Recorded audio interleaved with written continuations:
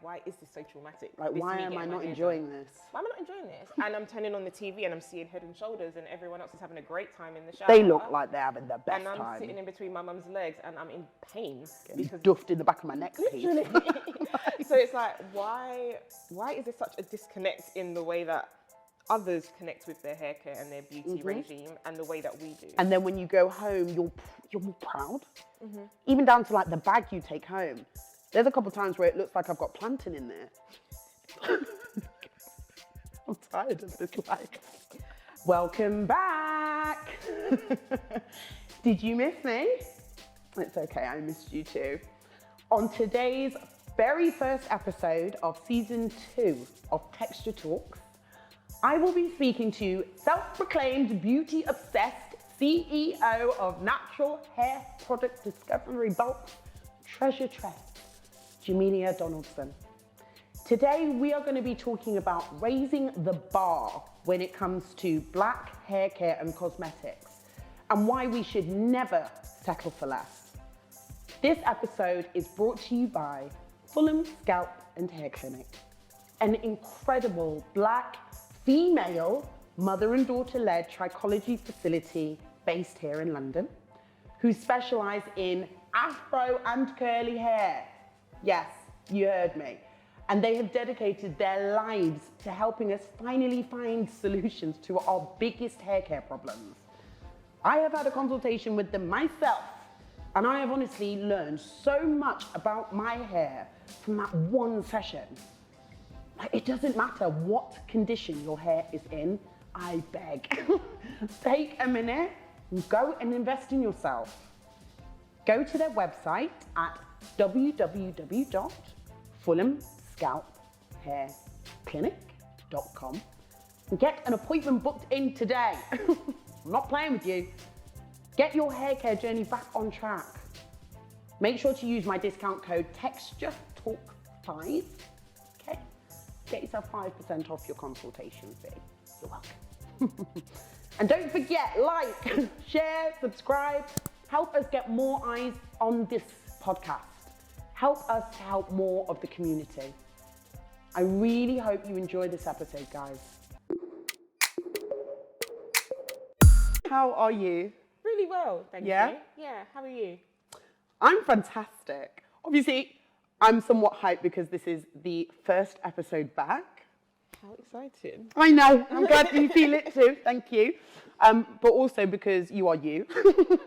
So the fact that I can actually talk to you on a level is giving me a lot of joy. North London. Ends. What was your relationship like with your natural hair? What was the general vibe like in your community when it came to natural hair?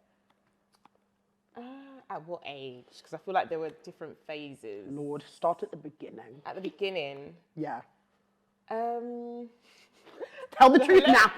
The hilarious thing is that generally the girls in my family aren't born with hair. What? Please explain that. No, they're not. Like, we're not. You know, some babies come out with a full head of hair. Oh, I see. The girls in my family don't generally have. Like, I wasn't born with a full head of hair. My nieces weren't. Yeah. And for like the first year, people are like, "What's gonna happen?" I know it's such a go. But my nieces have absolutely flourishing hair. Like, yeah. They've got such beautiful hair. But at the beginning, it was a bit like, oh, how long is this going to last for? Yes. So I think at the beginning there was that sense, but my hair didn't pick up for a very long time. When I say pick up, it didn't grow in length, and my hair's naturally quite fine. So I feel like having short and thick hair is one thing, but having short and fine hair is a different dynamic. I feel you.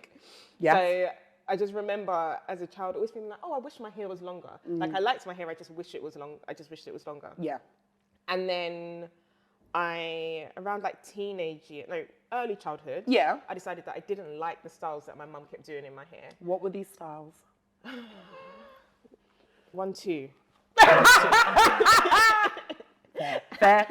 And I think what made it worse is that my hair was short. So like, it was like 1, 2, and then and then I was like, this isn't working. Like, I don't like this. Yes. Can we move on from there? But equally, my mum was a single mum. Yeah. She was a teacher. She had a lot of things going on. Yeah. So my hair was a priority, but not that much of a priority. It had to be practical. It had to be practical. It had to be efficient. Yes. And my mum's not a hair person. Yeah. So it's not even like it's something that she enjoyed This doing. isn't fun for me. No. I just need you to not be like running around with matted hair. Absolutely. Right.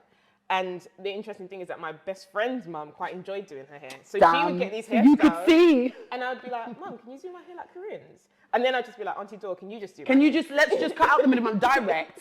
Can you just do my hair? And then I started like taking care of my own hair, and then my hair started to flourish a bit more. Okay.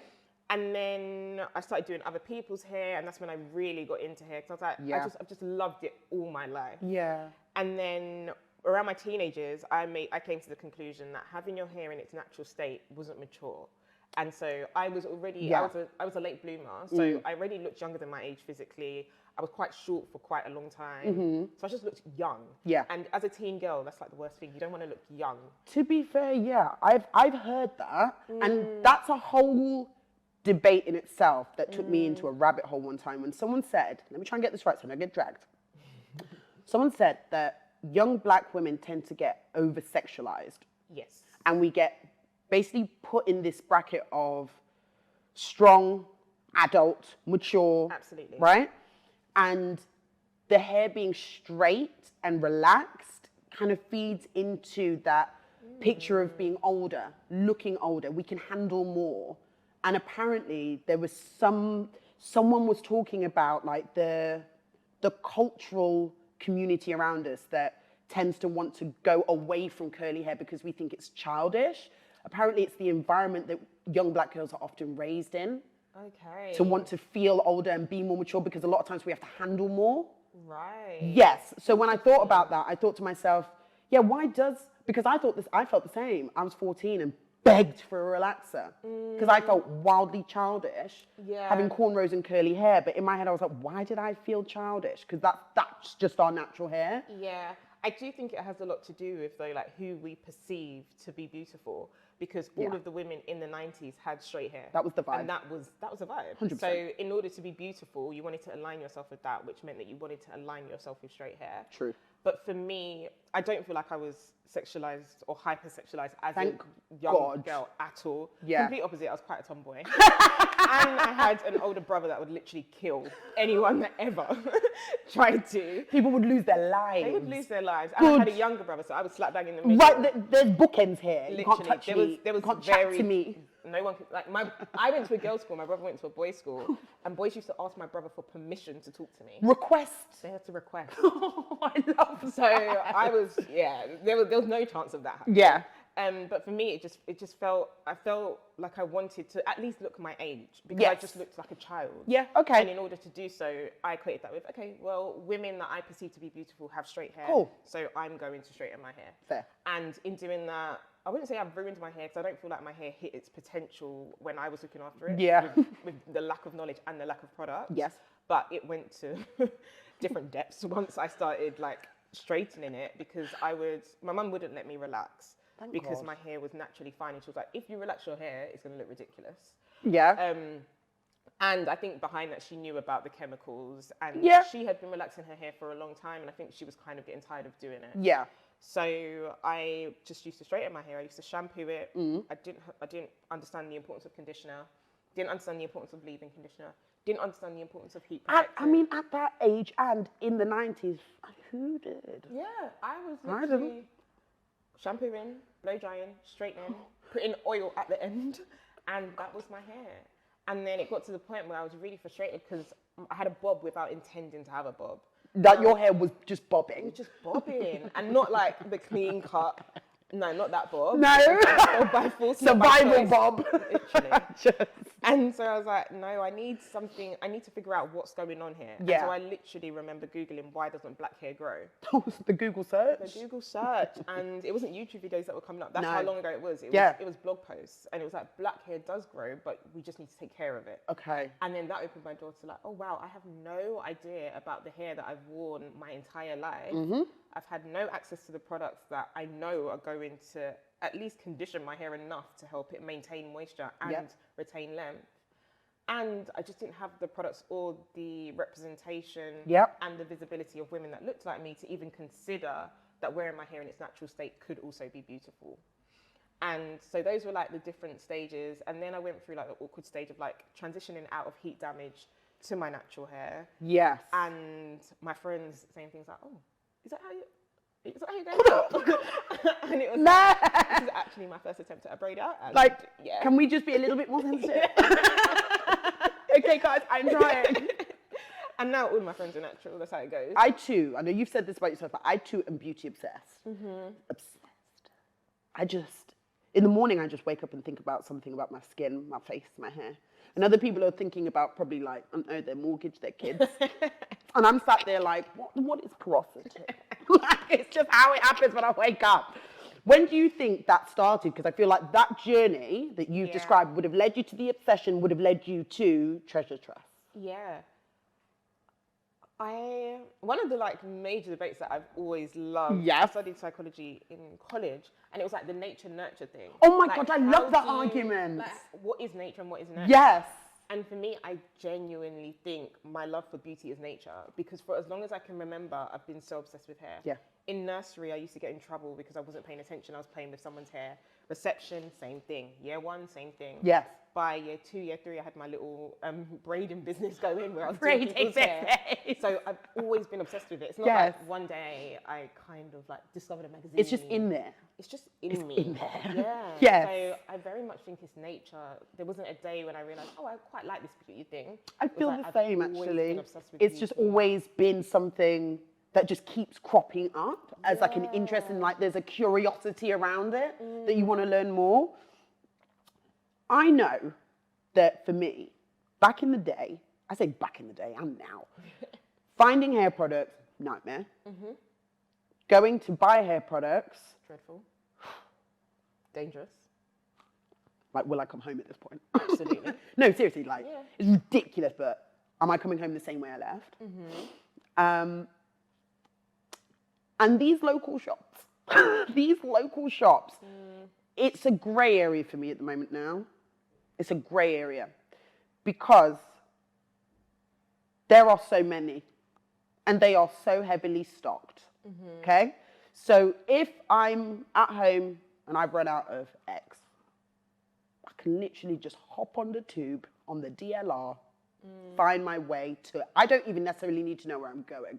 I can just on the bus and be like, I'll get off, okay?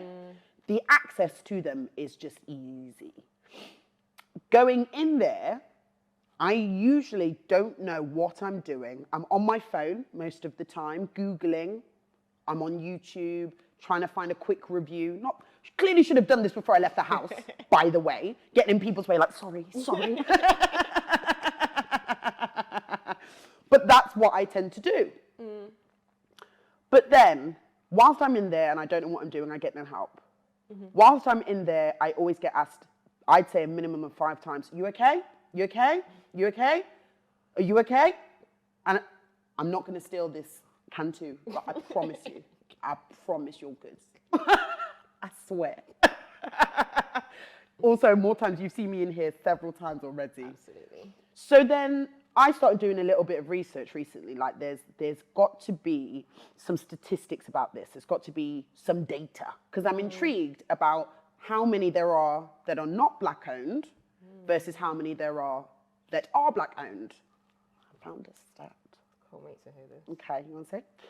So it says, there was a study published in Feb of this year, said that black owned hair products are only 3% of the ethnic hair and beauty market.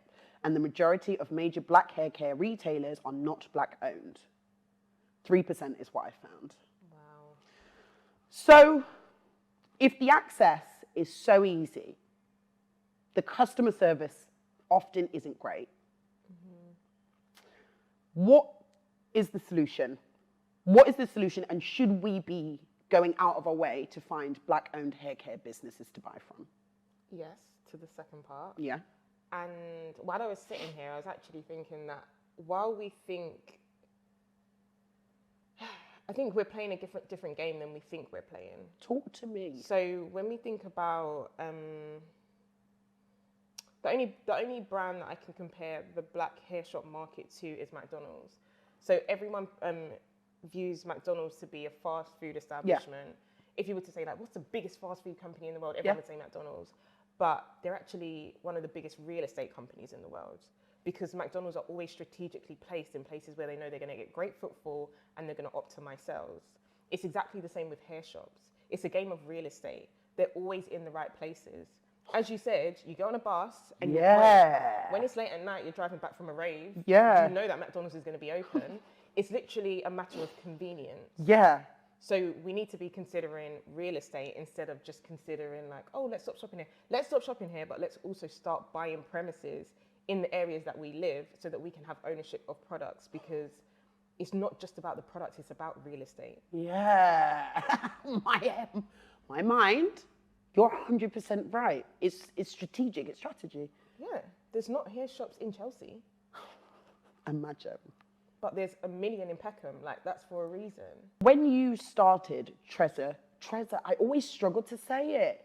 Treasuretress. There we go. Thank you. What was your biggest driver? Because just full disclaimer, I've worked with a number of businesses that have had similar ideas. It's not easy. Not at all. It's not easy. I did a lot of research on this ages ago for a subscription-based beauty box business, never mind specifying on a particular demographic in terms of storing and stocking products, warehouse, in terms of being able to send them out on time, making sure you've got enough of the exact same products for each individual box. Girl, I already know it's hard, and that's if people were just taking like overstock from brands and just they were just throwing in anything. So to then specialize, I'm looking at you every day like, she's killing it, because that's hard. Thank you. You're welcome. And it absolutely is, I'm not going to lie. No? I think it looks easy, but it's tough. It is tough. What made you start this? Because the fact that you're doing it and it's hard and you keep doing it, there's got to be some serious driver in you to keep waking up and doing it. Yeah, I think I'm quite a stubborn person. And once I have an idea and once I want to do something, I have to figure out how to do it. So I can be quite hard-headed. But equally, there were a few different factors. One was my own hair journey and the fact that I was spending a ridiculous amount of money buying products on Amazon.com, paying customs, paying shipping, while I was a student in uni. Not sustainable. Frustrated with my own hair because it wasn't, I just couldn't take care of it.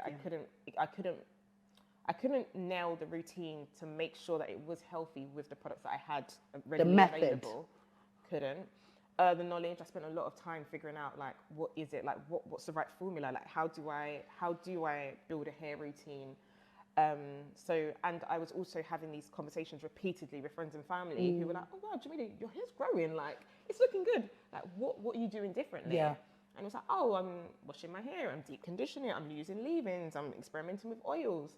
And so I found myself recommending products to them and having the same conversation again and again. And I thought, one, there has to be a more efficient way to do this. Yeah, I haven't got time for this. It seems quite tiring. And people don't listen. I don't have the energy for this every day. And I'm giving you advice and you're not following it, and this is annoying.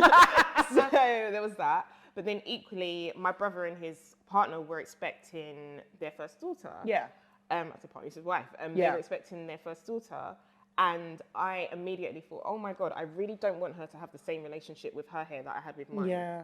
And I thought, how nice would it be if she grew up in a world where she thought natural hair was normal. Imagine that. She didn't have to seek out like straight hair and like obsess over that and obsess over a beauty standard that doesn't and would never look like her. Like we did. Literally. So I was like, I want to create something that would resonate with her and would craft the kind of world that I want her to grow up in. What has been highlight and hardest point?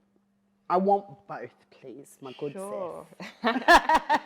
Highlight, I will always reference when my brother's wife told me that she was giving my niece a bath, and she had washed her hair, took her out, and then like blow dried a little bit, and was like, "Man, look, your hair's straight." And she started crying, and she was like, "I don't want my hair straight. I want it big and curly like Auntie Jam." She said, "Actually, big, wild, and curly like Auntie Jam." And I was like, "My hair's not wild, but it's okay, baby steps, baby steps." I was like, "Oh my God, like once she referenced me, and she could see that me embracing my natural hair was actually having an impression on her, which was like why I even started the company. Yes. And two, she's just like so strong-willed that she makes me so proud. Like, honestly, that little baby is who I'd like to be when I grow up. Like, that's incredible. Yeah. It's working. Absolutely. So that was definitely one of the highs. And then I feel like every year our pop-up shops just they always outdo themselves. Yes. Primarily because for me it's like the disbelief on customers' faces when they walk in and they're like, what the hell is this? Like for us? Literally. Yes. So I think that for me is like the energy boost that I need every single time we activate, to just be like, okay, keep raising the bar and keep creating spaces for us so that we raise our standards and our expectation from the beauty industry. Because for so long we were accepting the bare minimum. Settling. Literally, like, we don't do that anywhere else. No. If we go to a restaurant and the service is bad, we're saying, are can you we speak to the mad? manager? Are you crazy? Serve a black person anything, there's a little piece of something on the fork. Are you crazy? Can I speak to the manager? Immediately. I'm not paying gratuity. No. We're writing a review. Literally, we're doing the most. We're doing everything possible. But then, we just But kind when of it comes to allow... hair care, we're just like, do you know what, let me just get in and out. But why? Why? When we are the biggest investors in hair care, why would we just accept that? It just doesn't make sense. Like, accepting the bare minimum. But then, I honestly think, psychologically, there's an impact on the environment in which we buy X product and how we use it or how we treat our hair as a result. I feel like there's a connection because it's like if I pop to the shop, usually in my bonnet because maybe I didn't plan for the trip. Let me just stop for a hot fact, sorry. Just a second, I need to hit you with a very quick stat, okay? Reports are showing that the global hair extensions market, which is a major part of the black hair industry, as we all know, is expected to be valued at 2.8 billion by 2024. Yes, I said 2.8 billion, yes. My question is, how much are we willing to pay to ensure that the hair underneath these extensions, that's healthy? I know. How hard is it for you to retain length on your natural hair? Are you struggling with breakage, shedding, thinning? Or, much like it did for me, no judgment, has your love of wigs and weaves broken away your edges? Since 2011, Fulham Scalp and Hair Clinic have provided the afro and curly-haired community with the kind of honest and direct support that we need to give us a clear understanding of the state of our hair and scalp and the steps that we need to be able to follow to achieve real progress. Go to fulhamscalphairclinic.com and make sure you use my discount code now, TextureTalks5, okay? You get 5% off your consultation fee. Let's get you the help and support you need to get your hair care journey back on track. Also, just before you go, if you're enjoying the episode so far, just take a few seconds, hit the subscribe button, that would be great. Your support is literally why I do this. Thank you so, so much. Okay, I'll stop. Back to the episode. And, you know how it goes. And you're in there and you're just frustrated, you're not getting any help. It's a very fast-paced transaction, you're irritable, and then you go home. I feel like that then breeds heavy-handedness. And then that breeds overuse. Because the whole experience, it's not a wellness moment. It's a stress. It's like a have to. You're frustrated. Let me just... And then that then continues on your journey. You know, if that first part of the journey was luxury, calm, the environment was beautiful black women helping beautiful black women, you probably take longer time choosing those products in the first place and choose the right one because you got help. And then when you go home, you're more proud. Even down to like the bag you take home. There's a couple of times where it looks like I've got plantain in there. I'm tired of this life. I think you're onto something, and I think it generally makes me think about our experience of hair, because a big part of Treasuretress is the unboxing experience. So we spend more money than we should on the packaging. We spend more money than we should on like tissue paper and stickers, so that when you open the box, you feel like, oh. Attention to detail matters, though. Right, because for so long, I remember when it was time to get my hair done, Lord have mercy, I was finding everything to avoid that. As much as I loved hair, I didn't like the experience of getting my hair done. Same. So if I could play the piano, do homework, help my brother, something else. Anything else. That I wouldn't have to get my hair done, that's what I wanted. And then it does then almost subconsciously embed that there's something wrong with your hair, because why is this so traumatic? Like, why am I not enjoying this? Why am I not enjoying this? And I'm turning on the TV and I'm seeing Head and Shoulders and everyone else is having a great time in the shower. They look like they're having the best time. And I'm time. sitting in between my mum's legs and I'm in pain. Getting duffed in the back of my neck, literally. So it's like, why is there such a disconnect in the way that others connect with their hair care and their beauty regime and the way that we do? Yeah. And so I really wanted to close that gap so that we have an experience that feels luxurious to us. Yeah. And so that it doesn't feel problematic. And in fact, it feels like, oh, surprise and delight. I don't know what I'm being sent this month by Treasuretress, but I know it's going to work for my hair. I trust it. I trust it. And if it doesn't work perfectly for me, I'm going to give it to my sister. I'm going to give it to my sister-in-law. I'm going to give it to my mate. I'm going to give it to someone else so that they can try it out and see what works for them. And the black-owned thing comes into play when it comes to, can I trust this box? Can I trust this retailer? Because I know that there's a black lady that runs this business. So I don't know what's in the box, but I don't really business.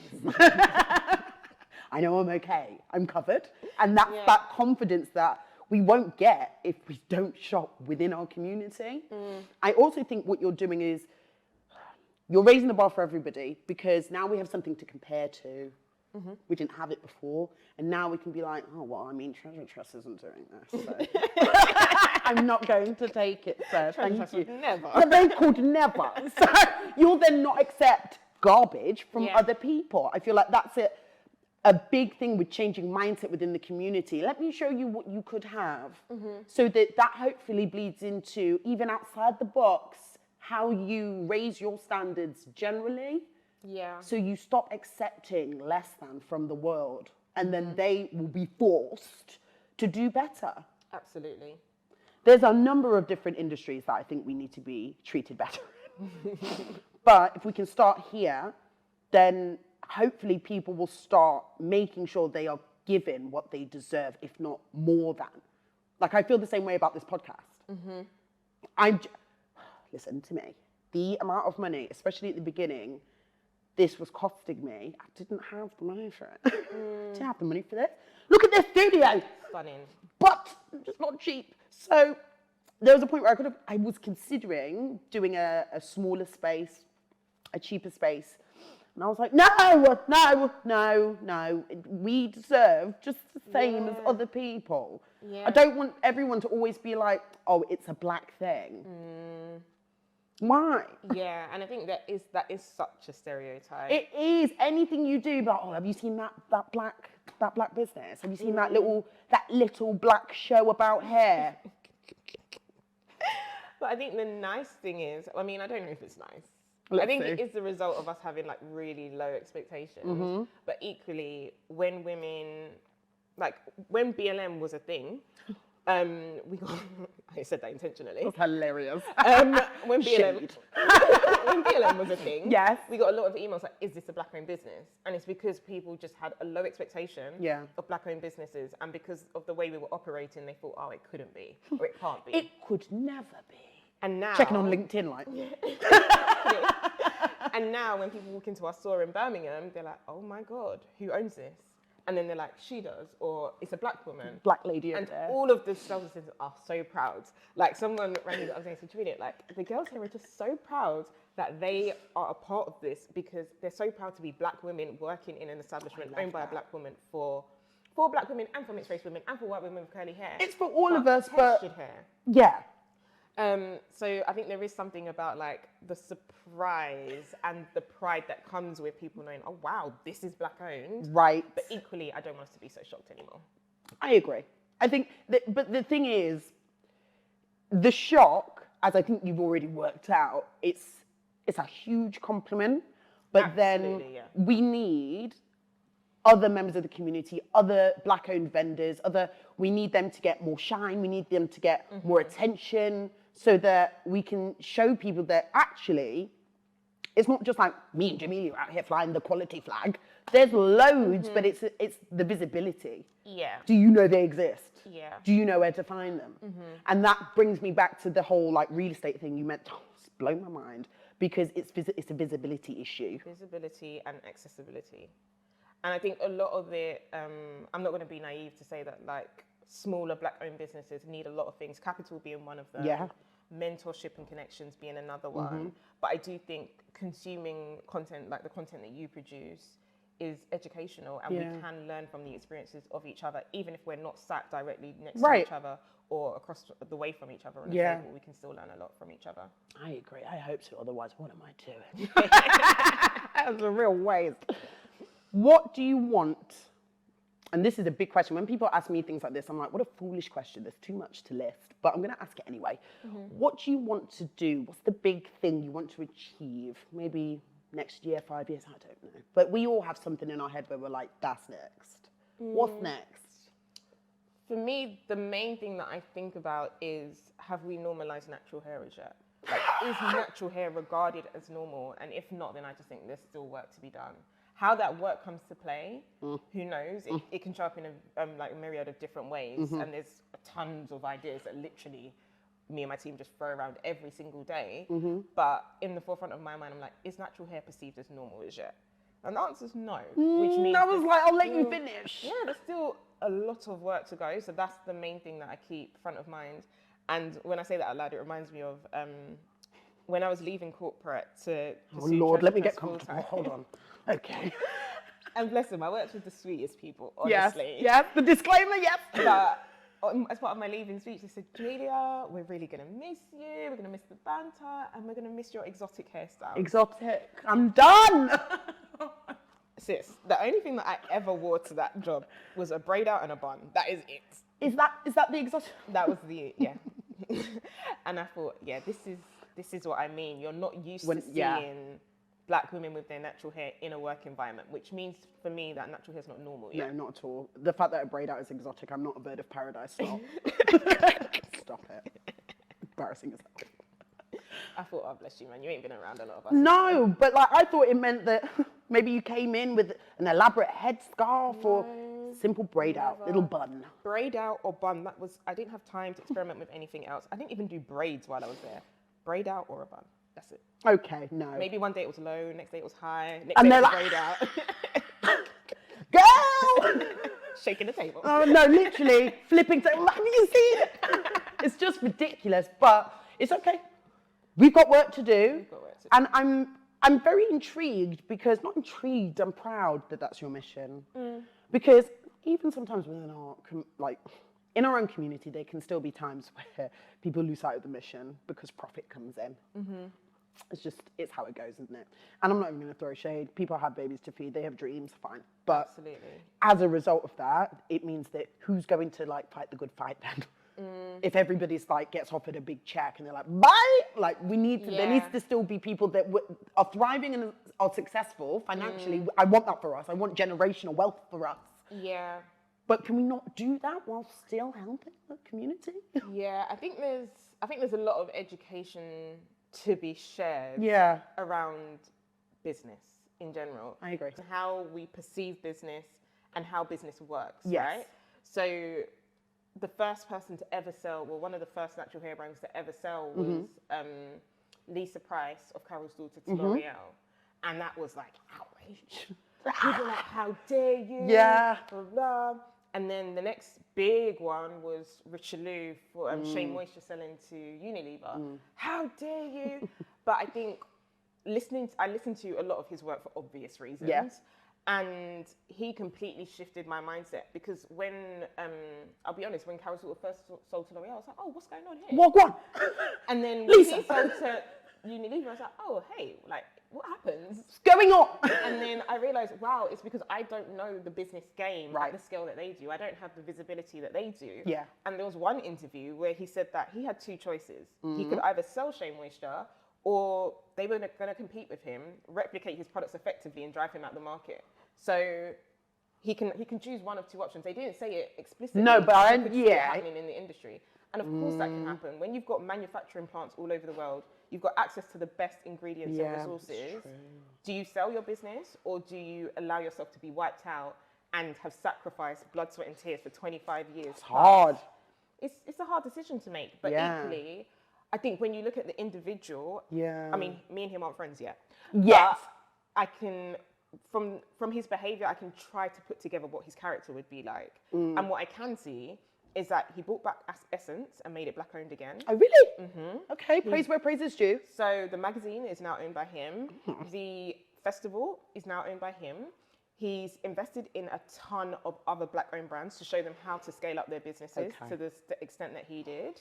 He recently bought BeautyCon, that beauty conference. So he's an absolute beast when it comes to entrepreneurship, helping entrepreneurs, and building empires. So I think sometimes we have a short-term view of, oh, you sold your business. Okay, he sold his business, but how many more businesses did he buy? And how many more businesses is he going to grow as a result of that transaction?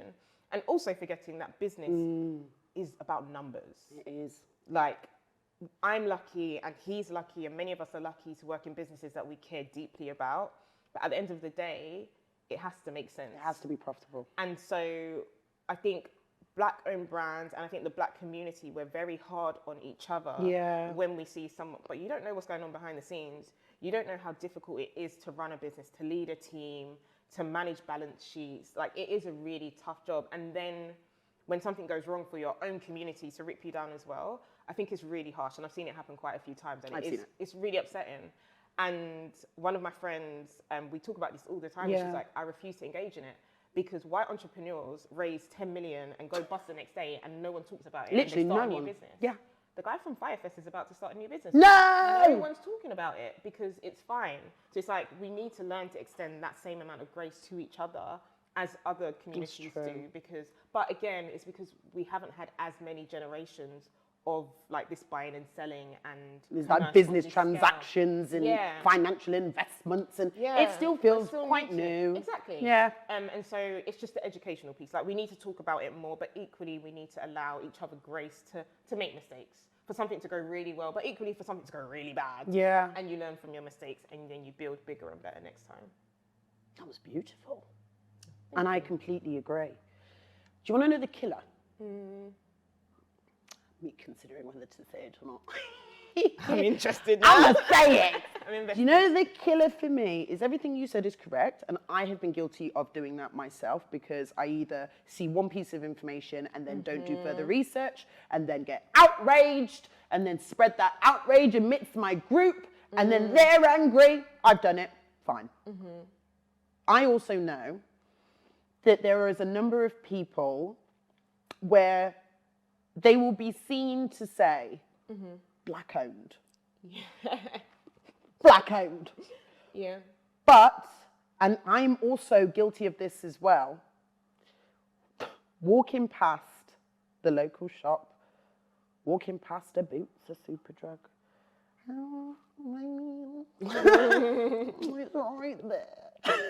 And you go in and that's still kind of like, it's still part of your day-to-day. It's still part of your routine. Sometimes you might forget. Sometimes the black owned might be more expensive for reasons that we understand are to keep that business going and to keep it at a high quality for you. Yeah. But then, I'll come back to that in a minute. Please. But then it's almost like, how do we bridge that gap, fill that void, close that gap, whatever you want to call it, between being seen to be supporting black-owned business and actually supporting black-owned businesses? Because I know that there's a bit of a gap there. I know there is. The only thing that I can compare it to is being organised and preparing. Okay. So, for example, I'm not this girl, but it might be your best friend's birthday at the weekend, and you know that you want to wear a dress. Maybe you're an ASOS babe, maybe you're a PLT babe, but it's Monday, you're ordering that dress to arrive on Wednesday so that you can try it on. Oh, I see. And if you like it, then you're wearing it on the Friday and the Saturday. Yes. If you don't, then maybe you'll pop to a local shop or you'll just reorder and allow time for it to arrive. Yeah. You see how much time we've given that to happen? You prepped. When it comes to your hair, same energy. if you know you want braids on this day and you know that you need these products for your braids, you need to order in advance, have the products arrive in time for your hair appointment, because it's the lack of preparation that's causing us to default to convenience. It's true. If we planned our hair the same way that we planned our outfits, we wouldn't be suffering the way that we have to when you think, oh my God, I'm in the middle of my braids, run out of edge control, need to run to the closest hair shop. In there. No, you knew that you was getting braids though. You should have been prepared. You should have been prepared. So for me, it's like the organizer, it's inconvenient and it is changing our behaviors. And the hardest thing to do is change consumer behavior. But ultimately, if we want to stand behind what we say we stand behind, we have to inconvenience ourselves a little bit, which will pay off in the long run because everyone's life becomes better when it becomes more organized. Agreed. So if we can plan to order from PLT a week in advance or 2 weeks in advance, you can plan to do the same from a black-owned business. And please read their shipping guidelines. Please. Little caveat at the end. You are 100% correct. And you know, the funny thing, someone said this to me last season when they were talking about, it was a hairdresser. And she said, you know, people crying about, I've been neglected. I've been treated terribly. She was this and burnt my scalp. Did you walk past and just go in to see if they were free? Did you call on the morning because you were in the mood for a silk press? Did you? Don't lie. When you plan, you do due diligence with the hairstylist. You get something small, a small service before to check the quality. Then you go back for the braid out. Then you go back for the... Then it wouldn't happen. Yeah. You, my friend, have been impatient. Yeah. And you've just gone to anyone on Google or Gumtree, haven't you? Be honest. Wild. And it's the same thing. I think, honestly, we've tucked into something here. It's the speed, it's the quickness, it's the spontaneity. Yeah. We are so spontaneous. One day, I will wake up and I'll be like, today, I'm going to end the day, and my headpiece is going to be a different colour. And I've decided that this morning. And I don't know where that came from. And I thought that might just be me. But I don't think that is just me. I don't think it is. As a community, I think we're very, because we're just so bloody creative. Yeah. But that creativity, I don't think is always planned. I think sometimes we just feel it. Yeah, which is fair. Yeah. But I think there's a price to pay for that, right? Like we can't campaign and we can't boycott and we can't protest and not change the way that we consume. We need to be mindful, we need to be conscious, and we need to be organized. It also does actually affect us without realizing. So, sponsors, Fulham Scalp and Hair. I went for a consultation with them. And I'm going to have to, and this is like the biggest decision I've had to make in the last couple of months. I'm going to have to cut all of these off. No way. You know why? Why? Because I did the DIY hair dye spontaneously. Because I popped into a local shop spontaneously. I didn't do much research about it. And the dyes that I used were so drying, and I used them incorrectly so frequently that when I went and they looked at my hair follicle, the inside of the follicle has split open. All of this is basically like, you can't save this. It will just be chronically dry now. Because I was spontaneous a few days over a course of a few months and thought it wasn't that deep. It is that deep. Wow. And I'm saying this so that people understand it is that deep. Popping to the local shop on a morning and being like, I'm just going to grab any old dye that is the right color and not really even give a damn about the box of the brand. And they can't help me in the shop because they obviously don't have afro. I can't ask them and be like, is this for 4C? I can't. So as a result, you're just kind of like out on your own and you think it's fine. You think it's not that deep, it's just hair dye. Yeah, I'm going to have to cut this all off. Painful. It's painful, but I did that to myself. And if I'd have planned it, gone to a professional. There we go. So I'm just saying, you're not wrong. It hit me in my gut, yes. When you just said it, I was like, I feel attacked. It's getting personal. I feel personally attacked. But you're 100% right, and I really hope that people take this message very seriously, because it's not a joke thing. We love our hair, but we don't love our hair. It's a mad cycle. We really love our hair, but then we don't really treat it like we do. And if we don't understand it, we kind of just keep piling on the damage. And I think our missions are aligned. Yeah, for sure. Thank you so much for coming on and speaking to me. It's been great. First episode of season 2, done. Tell people where they can find you. You can find us at Treasuretress, so at Treasuretress, Yep. Tress, on all platforms, and you can follow my personal journey at Jamelia is Obsessed across Instagram and TikTok. Fabulous. Thank you, Jamelia. Thank you. Thanks, guys. Speak to you next time. Bye-bye.